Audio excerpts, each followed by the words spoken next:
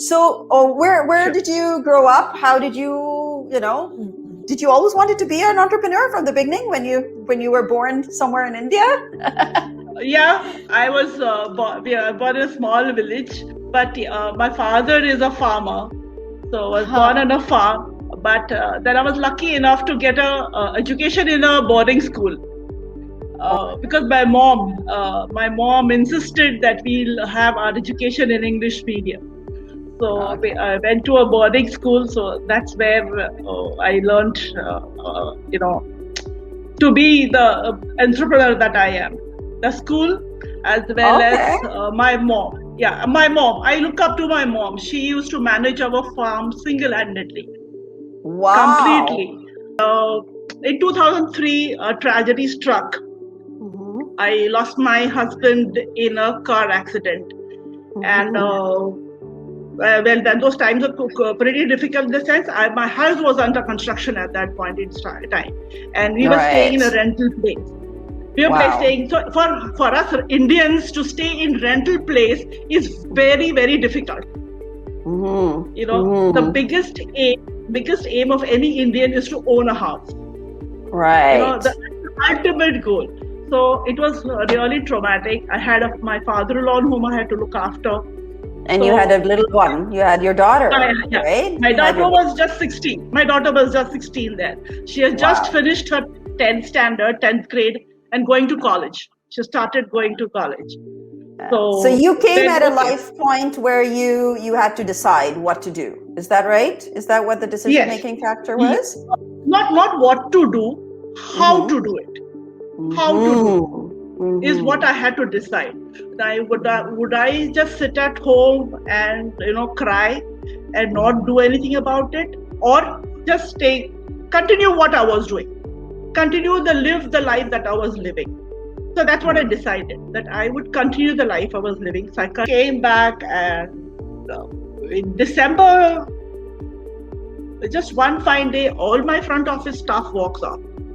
Or before that, my stylists and beauticians had already left. Wow. Because behind your back, because you weren't there. Yeah. Right. Because I wasn't there, and my manager could not manage it. Wow. So we were at zero, total, especially in the salon, we were zero. No staff, no front office staff. I was there, working there. We used to open at 6 a.m. in the morning till 9. That used to be our timings. And that was just you especially on the salon side. Yeah. Yes, versus the salon. Wow. And of course, even the front office, I was the only one. Then Did you think of closing down? Did you ever think of, it's not working, I need to shut down, I need to walk away? No. Did you ever think that way? No, not at all. Not even a single point that I will close it. No, every time it was a challenge for me. Wow. Every time I said, okay, like we say, this too shall pass. Yes, that's right. That's what this too shall pass. If you have your goal, that is your goal of keeping your salon and spa and running it, then nothing can phase it out. So you took it as another challenge with no staff. Yes. No staff. I called back all my stylists. They came back. They had left because I wasn't around. Basically it was that. So it took a couple of months for them to come back and to get the whole thing in place. But we came back with a bang. My focus was completely 100% on the marketing and getting the systems in place. So from 1st April 2018 to 31st December 2018, in 9 months, we did 1 crore. How many, I don't know, in terms of dollars, how much is that? I believe it's 10 million, close to 10 million. Yes, close to $10 million business. I've got to give you, folks who are joining us, give Ratna a round of applause for that, for being an entrepreneur extraordinaire. That's why I wrote for you that you're an entrepreneur extraordinaire. From going from 0 staff to 0 business to 0 clients to going to doing 10 million in a year, that is remarkable. Because not all entrepreneurs are like that. Because sometimes when our businesses are not doing well, and I have been through a few businesses myself, when it's not doing well, we sometimes point it out to the market. Sometimes we point it out to our business partners that are there. Sometimes we blame someone. We don't have the awareness of where the challenge is and how to fix it. Yeah. Right? But you Yeah. did. You didn't give up that way, and you didn't start blaming others, did you? I knew what I was and how I could get my client back. I had that confidence. Very good. I had that confidence. Okay. So you had developed a product, the kind of a product that people will come to, kind of a service that people will come to. Service. Value added service I had developed. You want to talk about that? Yes.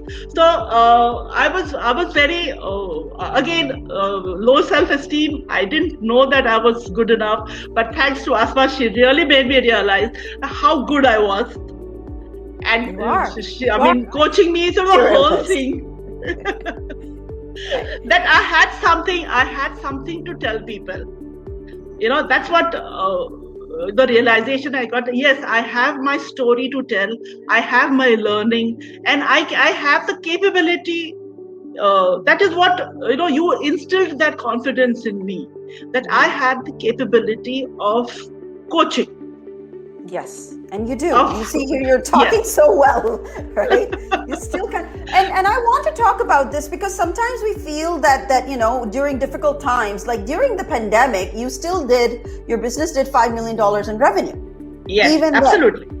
Even then, you didn't give up, and so you took your ability, you took your expertise, and you converted it into a business and a service, and monetized it by giving that value to other people who are looking to start their salons.